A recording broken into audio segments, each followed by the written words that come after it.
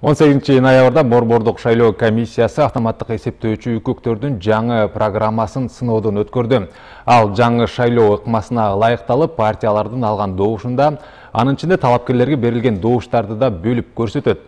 Саламатсызбы телекөрүүчү, бул Маек программасы. Мен Сайфудин Мурзаев алып барам. Бүгүнкү күндү эсепке алганда парламенттик шайлоого 10 күн калды. Бул чыгарылышта шайлоого карата даярдыктар тууралуу сөз кылабыз. Студиябыздын төрүндө БШКнын төрайымынын орун басары Нурлан Куйчикеевди чакырганбыз. Нурлан Чокоевич, студиябызга кош келипсиз. Алгачкы эле суроо ошол кечээ күнкү өткөрүлгөн пресс-тур боюнча кененирээк маалымат бере кетсеңиз. Эми өзүңүздөр жаңы эле айтып кеткендей, ушу шайлоого саналуу эле күндөр калды, 10 күн калды.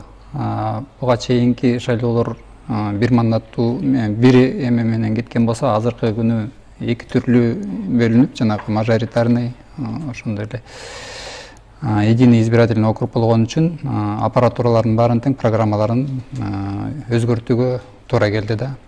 Атайын специалисттер келип, баардык программалардын баарын тең ошо санаганга. Себеби жана бир мандаттуулар боюнча өзүнчө саналат. Ал эми жана партиялар боюнча болсо, ал өзүнчө саналат. Партиялар боюнча саналганда да партиялардын да эсебин чыгарыш керек да, ошонун ичинде эле талапкерге берилген добушту дагы эсептеш керек да. Ошол программалар өтө мындай татаалыраак болуп калган үчүн ошонун баарын тең жаңы программа киргизилип, ошонун баарын тең бир сыйра биз өзүбүз БШКдан тестирование кылып бизге көрсөтүп берген болчу. Кечээ күнү ошо аймактарга жеткизип туруп, ошол урналардан, ошол жерден дагы аймактардан мындай текшерүүдөн өткөздүк да, кандай болуп иштейби, ошонун жыйынтыктары. Бир жагынан ошо аппаратураны да тестирование өткөздүк, экинчи жагынан ошол аймактык шайлоо комиссиялары да ошо үйрөнсүн, кандай кылып ошол жерде эсептеген, кандай кылып ошол кабыл алган баарын тең тартибинде ошол кечээ күнү өттү ошондой чара, иш-чара. Бул тест түрлүү өлкө аймагы боюнча жүргүзүлдү же? Жок, бул толугу менен неме өлкө боюнча жүргөн жок. Бул бир эки участкадан эле ошондой пробный тестирование да, мындай текшерип, ошол аппараттын иштегени кандайча болот, ошо туура туура окуйбу, жана кандай жанакы жаңы бюллетендерди ошого карата ошондой иш-чара өттү. Буюрса баары жакшы. Өлкө аймагы боюнча качан ушул асуулар текшерүүдөн толугу? Бул эми пробный болгондон кийин эми калган асуулардын баары тең бүт аймактардын таратылып жеткизилди. Болду, эми бул иштегенден кийин эми демек калган баары тең эле ушундай жакшы эле иштейт. Демек булар иштесе калгандары баары жакшы эле иштейт деген. Эми баарын тең текшерүүгүн эми кажети эле жок болуш керек. Ошо пробный кылып туруп, эгерде бул жерден бир кандайдыр мүчүлүктөр болсо, анда мүмкүн баарын тең текшерүүгө. Негизи бул жерден өзүбүздүн БШКдан баары тең эле текшерүүдөн өтүлгөн болчу да, кошумча текшерүү болуп атат да. Ошол аймактан эметилгенден кийин кандайча ошол иштейт. Биз билгенден координациялык топ түзүлгөн. Ошол топко бүгүнкү күндө канча мыйзам бузуулар жөнүндө арыздар келип түштү, анын канчасына чаралар көрүлүп жатат? Кайсы партияларды, кайсы талапкерлерди шайлоодон четтетүү тууралуу бул маалымат булактарында айтылып атат. Ошол боюнча дагы кененирээк айта кетсеңиз.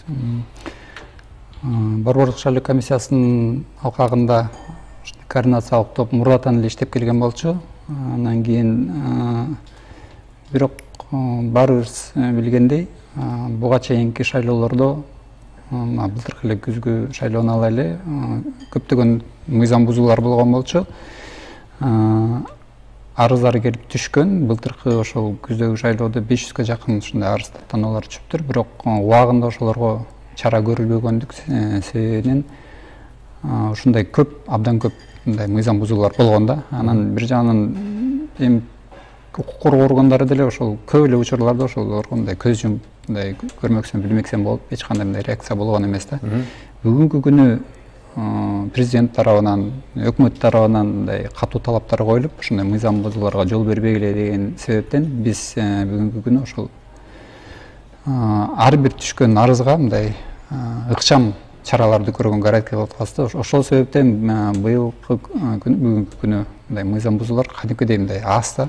Бүгүнкү күнү бизде реестрде ошол түшкөн арыздардын саны бир где-то 80-ге жакын эле болуп атат да. Эми айырмасы чоң да, 500 менен 80 нересинде. Анан ошол түшкөн арыздарга да укук коргоо органдары да бүгүнкү күнү убагында мындай чара көрүп, жоопкерчиликке тартып, жакшы иштеп атышат да. Улуттук коопсуздук кызматы жакшы иштеп атат бүгүнкү күнү. Прокуратура жакшы иштеп атат. Өткөндө дагы бир арыздар түшүп, биз карап жатканда ошол көп эле арыздарды кээ бир иштер боюнча Ички иштер министрлиги тергөө иштерин жүргүзөт да. Ошол көп иштердин мындай кыскартылып жабылган болчу да. Анан биз Генеральный прокуратурага кайрылганбыз, ошол тууралуу дагы бир сыйра текшерип көрсөңүздөр. Генеральный прокуратуранын демилгеси менен ошонун баарын тең текшерип чыгып, анан көп иштер болсо кайрадан жана кыскартылган иштердин баары тең кайрадан жаңадан тергөө жиберилип, ошол боюнча дагы чаралар көрүлүп атат да.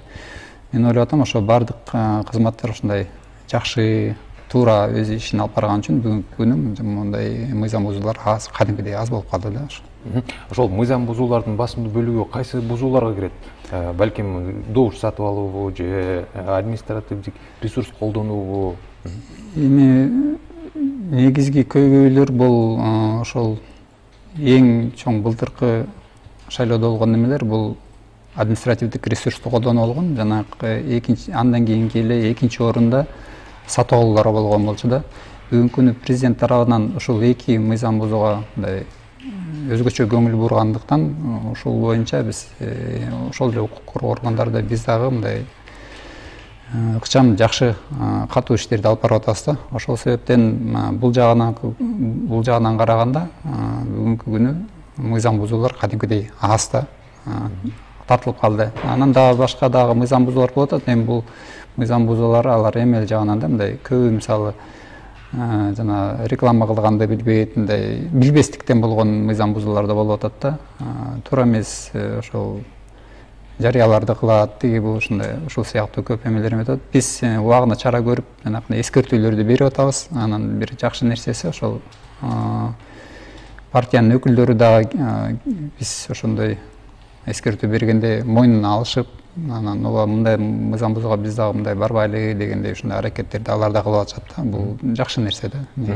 Нурлан Жакуевич, буга чейин айрым WhatsApp тайпаларында айрым талапкерлерди колдогула, бул талапкер силерге бала бакча куруп берет, жол куруп берет деген үгүт иштери болуп атат. Ушул талапкерлер, партиялар кайсы эрежени сактанышы керек?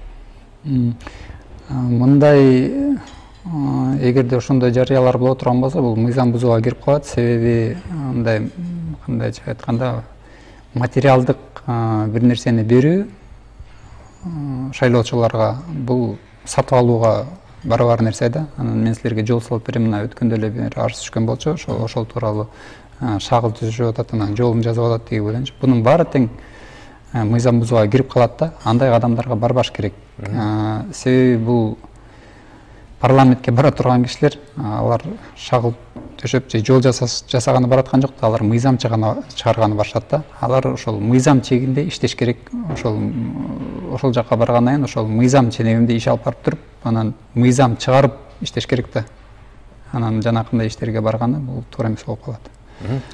Буга чейин партиялар ортосунда меморандумга кол коюлган. Ошол меморандум өзүнүн ичине эмнелерди камтыйт?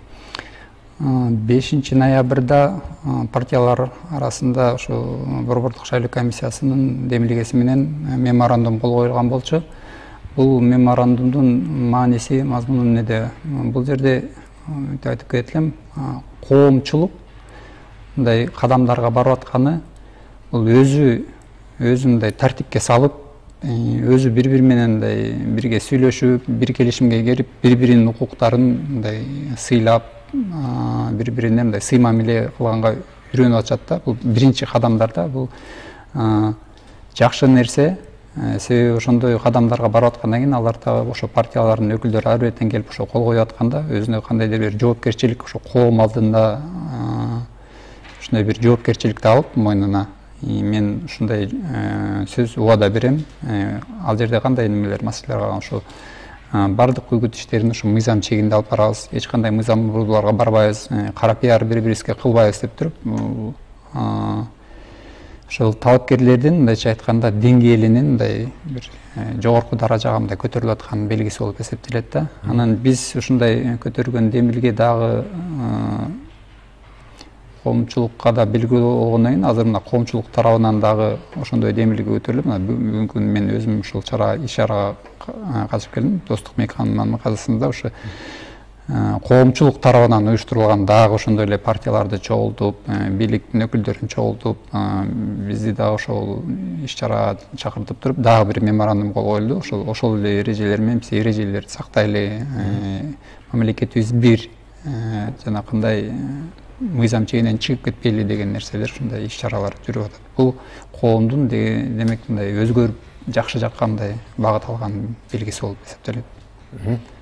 Эми админ ресурска кайра кайтып келсек, учурда буга чейинки шайлоолорду баарыбыз билгендей, ошол эле бала бакчанын мүдүрлөрү, мектептин мугалимдери баары деген ушул айрым ушул партияларга үгүт иштерин жүргүзүп келген.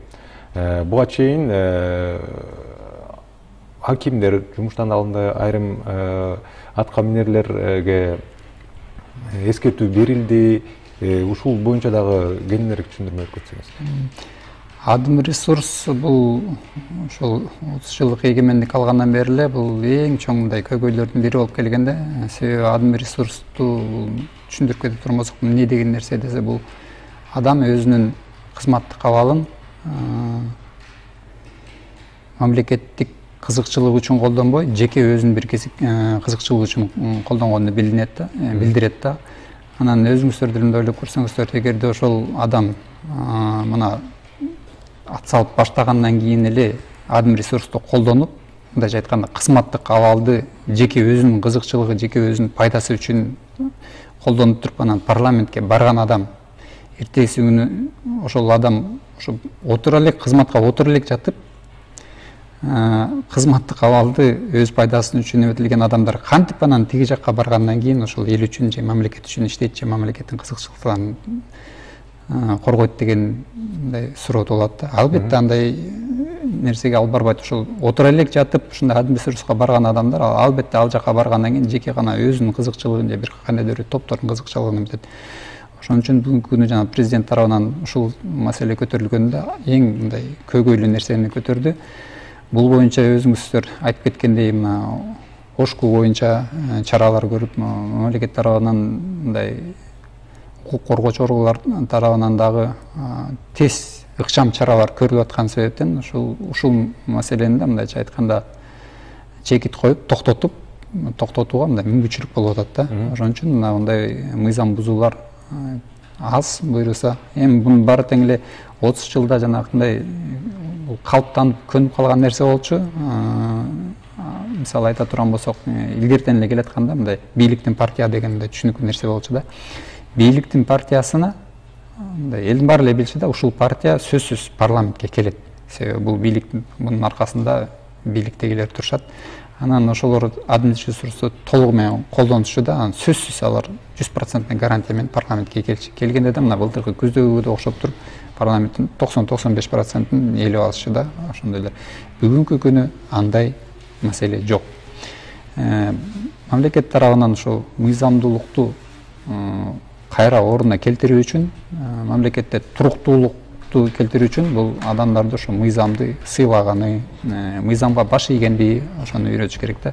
Анан кийин бийликтин башында туруп өзү мыйзамдарды сактабай турган болсо, өзү бузуп атып турган болсо, анан эл каяктан анан мыйзамды сактасын. 3 жолу болгон революциянын себептеринин баары тең ошондо жатат да. Себеби бийликтин башында тургандар айтканы бир нерсе болгон, кылганы болсо таптакыр эле башка нерсе болот. Анан эл деле келесо эмес, эл деле көрүп билип баарын эле эметип турат. Андан кийин элге мындай мыйзам сакталат деп коюп, анан өзү болсо бул жагынан тура алып туруп мыйзамды бузуп атса, эл бир күн чыдайт, 2 күн чыдайт, 3-чү күнү революция кылат да, туура. Бүгүнкү күнү болсо ошон үчүн мындай мамлекеттин туруктуулугун бекемдөө үчүн ошол адым ресурсту такыр тыйып туруп, анан элдин ишенимин, ошо бийликке болгон ишенимин кайтарып,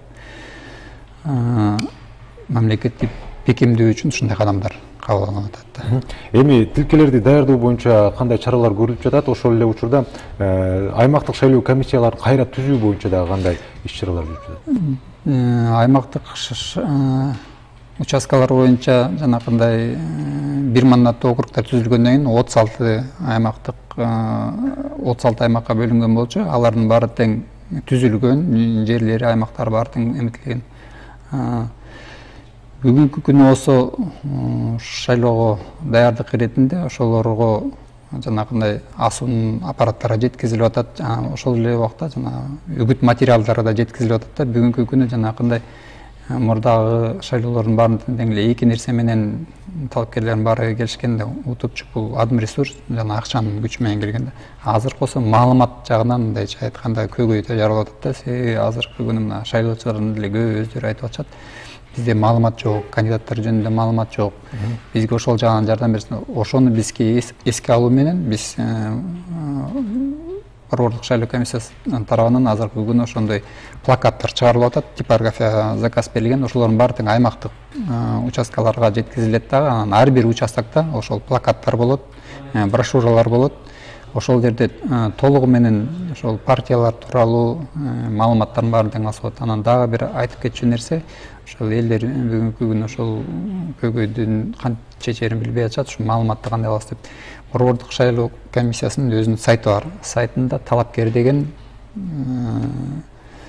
өзүнчө бөлүк бар. Ошол талапкерге кирсе, ал жерде баардык талапкер жөнүндө эми толук маалымат болбосо да, ар бир талапкер жөнүндө жана ар бир партия жөнүндө маалыматтар бар да. Ошолордун эле программалары, кыскача маалымат ошол талапкер жөнүндө ошонун баардыгы бар. Ошол жакка кирип туруп, ошол сайттан карап туруп, Борбордук шайлоо комиссиясынан ошол жерден маалыматты шайлоочулар алса болот да. Дагы кошумча айта кетсеңиз, ушул эле меморандумга кайра кайтып келе турган болсок, меморандумда ошол партиялар болобу же талапкерлер болобу бири-бирине баягындай кара пиар жүргүзбөшү керек шайлоо үгүт иштеринде. Бул жерде эми айтат, мезгил өзгөргөн сайын коом да өзгөрөт, элдер да өзгөрөт, элдердин аң сезими да өзгөрөт да. Эми ошол мурдагыдай эле баягы көчө демократиясы деп коечу, көчөгө чыгып алып эле мындай бакырып, кыйкырып, баягы үнүм катуу чыкса, кимдин үнү катуу чыкса ошол жеңет деген нерседен биз эми арылышыбыз керек да. Биз эми алдыга жылышыбыз керек да. Башка деңгээлге, башка мындай жогору деңгээлге көтөрүлүш керек да. Бул деген жанакындай ошондой кадамга партиялардын барганы, партия өкүлдөрүнүн барганы, бул ошол биз башка бир мындай өйдө деңгээлге көтөрүлүп атабыз. Коомубуз да ошол деңгээлге мындай бүгүнкү күнү даяр болуп калды деп эсептейм. Көчөгө чыгып алып эле бакырып эле анан кийин сен мындайсың, сен тигиндейсиң деген нерседен эметип, адамдар мындай бирин-бирин сыйлап, жанагындай бул мен сени кара пиар кылбайм деген, бул мен сени сыйлайм деген түшүндүрөт да, туурабы? Ошол жагынан караганда булар ошол деңгээли көтөрүлүп, кадимкидей мындай коомубуз жакшы жакка өзгөрүп баратат деген белгиси да. Ошол меморандумдун ичинде уткан талапкер болобу, утулган талапкер болобу, шайлоонун жыйынтыгын тааным деген дагы бөлүк бар. Сөзсүз, бул жерде ошол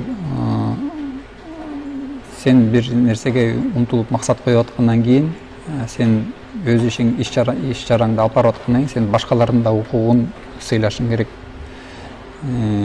мыйзамга баш ийишиң керек деген мындай түшүнүк болот да. Анан эгерде сен ушундай каалооң бар, ниетиң бар, парламентке барайын деген, бирок эгерде сен ошол мыйзам чегинде иш чаранын баары тең жүргөндөн кийин да ошол жакка өтпөй кала турган болсоң, башкалар өтүп кетти, эл мисалы башка адамдарды колдоп алар өтүп кете турган болсоң, сен ошол нерсе менен макул болушуң керек да. Эгерде чындап эле жанакындай туура эмес жолдор менен келе турган болсо, анда бир жөн.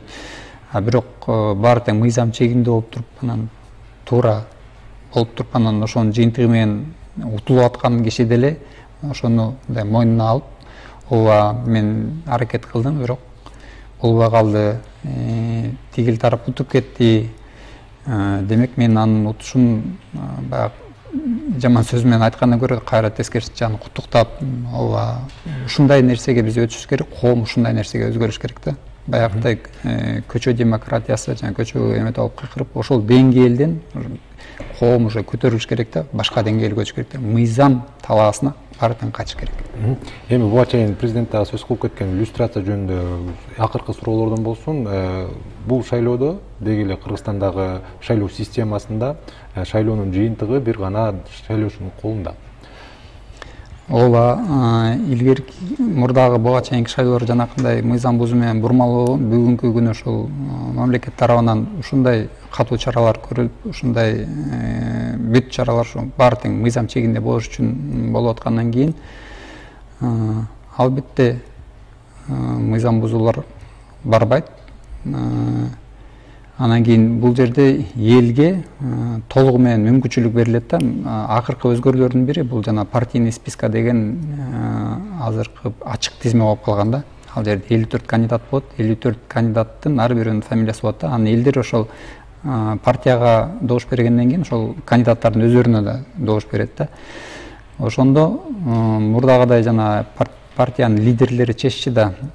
Золотой десятка, золотой пятерка деген нерселер болчу. Алар акчаны ким көбүрөөк берсе, ошолор баары эле өтүп кетчү да, депутат болуп калчу да. Эл алар каалайбы, каалабайбы, алар баары барып ушул парламентке отуруп калчу да.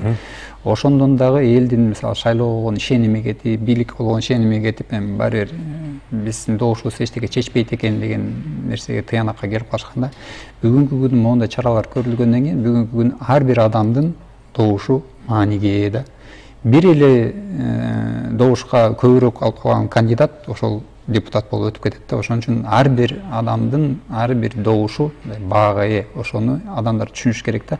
Анан ушул себептен бүгүнкү күнү жана иллюстрация деген маселени элдин колуна өзүнө берилип атат. Эл өзү толугу менен кайсы кандидатты кааласа, кайсы кандидатка добуш бере турган болсо, ошол кандидат өтүп шайлоодон парламентке барат буюрса.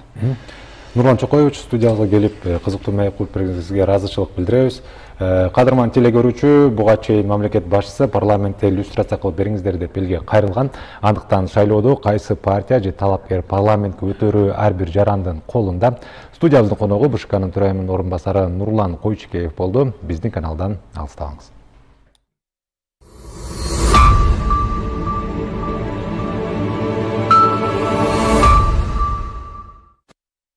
Эгер сен күчкө толгон жаш болсоң жана өз өлкөңө жардам берүүнү кааласаң, анда борбордук шайлоо